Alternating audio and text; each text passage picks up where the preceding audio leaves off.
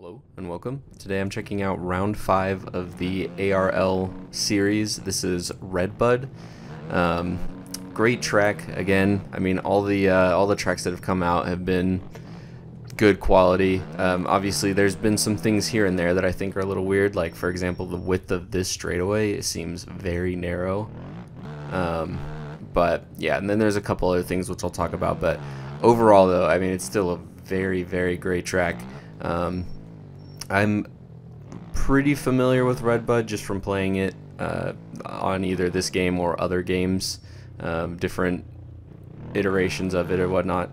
So yeah, fairly familiar, about as familiar as I would be with like High Point, for example. I know I said in that video that I was pretty familiar with that track just for the same reason that I've played it quite a bit in a bunch of other games.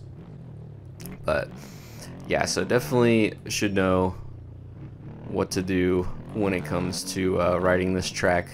I'm not necessarily going to be like pointing out fast lines or whatnot. I'm just trying to kind of ride consistent and put in some decent laps. This one's going to be a little slow, just while I kind of explain some stuff. But decided to go with the Honda 450. I'd been riding a lot of the Suzuki 450 just because I really like that bike, but I do actually really like this bike too.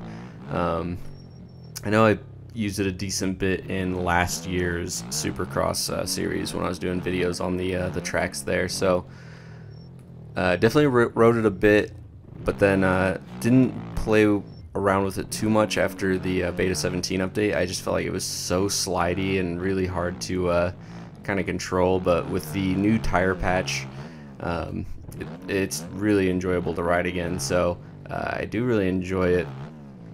Not to mention, it's nice just kind of seeing the red fender in front of me since I'm so used to riding the Honda 250, so might be a little bit of a placebo effect, but I feel like I ride fairly decently on the 450 as well.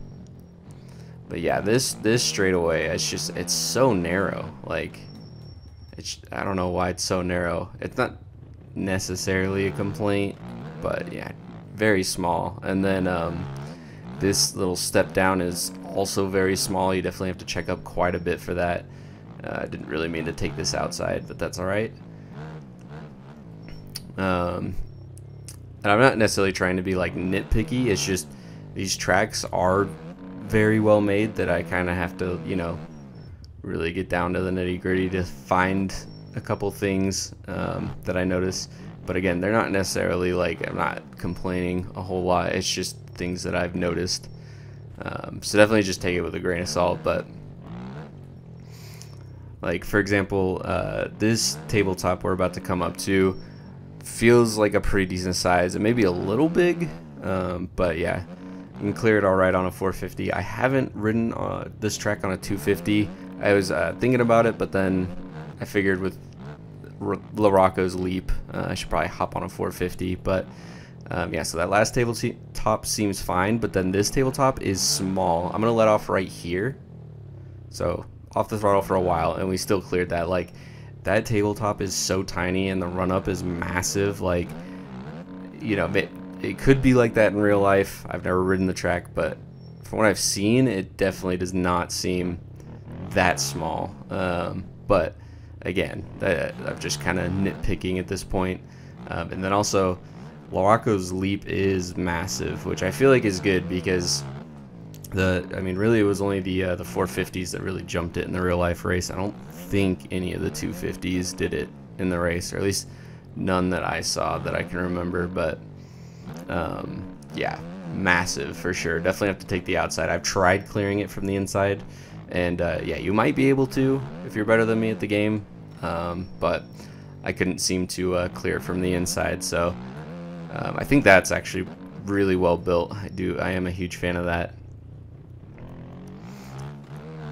Alright, try to, let's see, 206.5.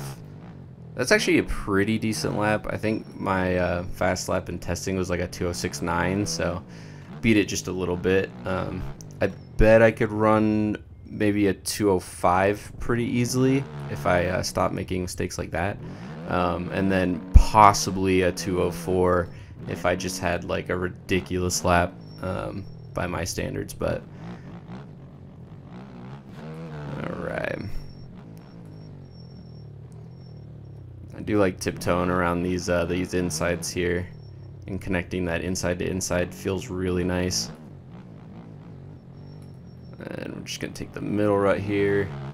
I can't really clear the table from the inside, so that's why I'm kind of taking the middle rut. Again, I'm probably not taking the fast lines per se, just trying to ride consistently around the track. Didn't mean to take the outside here because, like I said, you definitely don't need the run for it. Got a little scrub.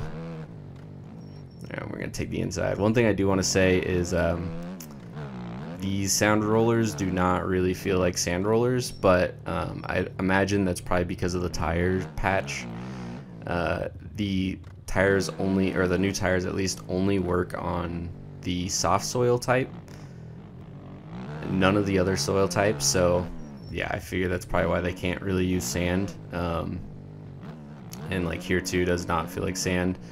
So I don't necessarily know how that works, especially when the next round is Southwick. So I'm kind of curious to see what they'll do. It kind of sucks to start off the lap like that. And we ran a 2:04, so that was pretty good. Another decent lap. But yeah, I don't necessarily know what they're gonna do for Southwick, because I did mess around on the OSS on made by JLV the other day, and again, I had to put on the stock Poboso tires back on because, like I said, the new ones only work on the soft soil type. So I had to put the old ones on, and I was messing around with that, and yeah, it's just, you know, such a different feeling in the sand, especially on that track too, because that track came out, I believe, before they updated the sand the most recent time. So it's definitely a lot slower. Like I would ride a 250 around that track, and I think I even did a video on it on a 250. But this time I was riding a 450, and yeah, I was like just barely like clearing some of the stuff. So yeah, the sand definitely slows you down quite a bit in this game. So yeah, very curious on how that's gonna work for Southwick, because yeah, that is the sandiest track of the series. So I guess we'll wait and see when it gets there. Alright, take the outside here. It is kind of hard to get a consistent like double going through these rollers, but they're still pretty fun to hit. We almost went over that rut. Very glad we didn't, because we definitely would have crashed. Alright, again, let's see if we can maybe throw a whip off of Larocco's leap. There we go. I've just been honestly like hucking it, trying to clear it. Like I said, I haven't tried this track on a 250, but I'm sure I will at some point. And yeah, that one's gonna be very tough to clear on a 250. I think if you get a really good run around the outside, maybe in like 3rd or 4th gear, depending on your gearing setup, you might be able to just barely make it. But I mean, even in MX Simulator, for the pro race, I'm pretty sure I only saw like one person go for the Larocco's leap, and I think that was Cooper Hunt. I could be wrong, but regardless, yeah. So, but we'll go ahead and spin just a couple more laps here. That way the video isn't too long. I meant to be in 2nd there. That's all right though.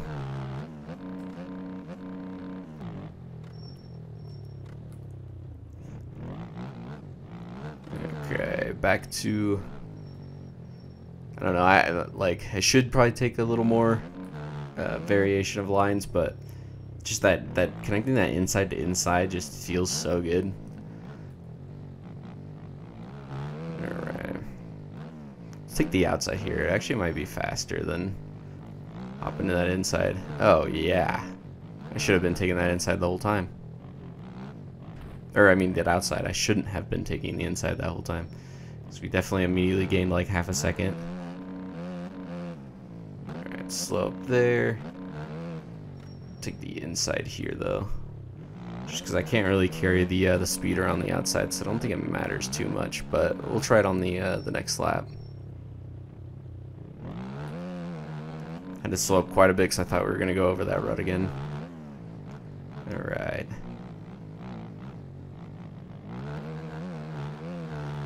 We got a good run, so we'll throw a nice little floater whip over that. Also like doubling into that little roller section. And cutting into that inside after skipping the inside hill was pretty nice. Okay, that was a bad way to start off the lap, but a 203.5. So definitely could do better than a 204 like I thought. So we're actually just gonna go ahead and restart the lap though. Just because yeah, I'll do one more lap and then wrap up the video. That way it's not too long. But yeah, definitely a very fun track. And it could come down to familiarity. So, all right, now I'm probably not gonna talk a whole lot because I do want to try to put it in a fast lap. So, and unfortunately, the max HUD's messed up now because I did that, but that's all right. At least it won't be distracting.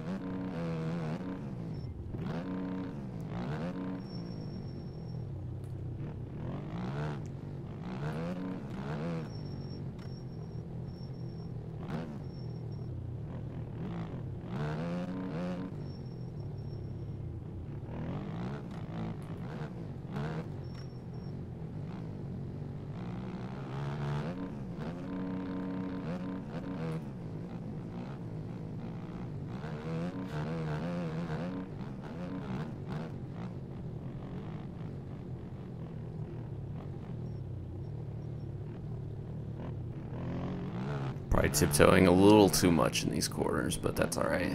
We way overjumped that. Take the outside.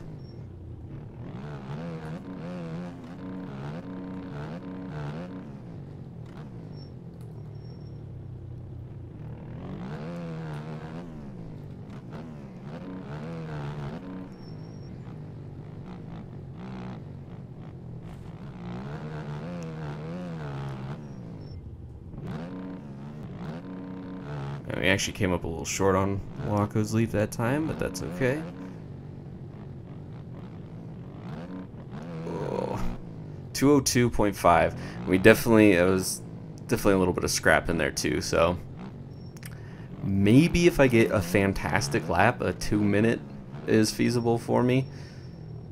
So yeah, pretty good, but well, yeah, we'll go ahead and wrap up the video here, but I hope you enjoyed it. Again, this track at least is a $1.50.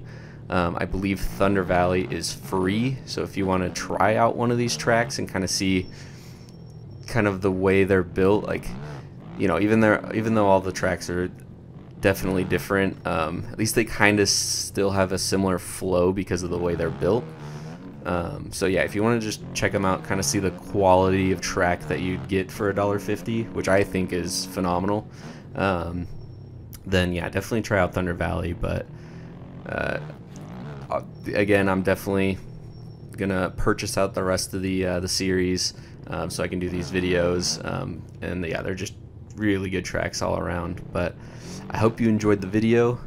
If you did, a like or a subscribe would help out a lot. And until the next one.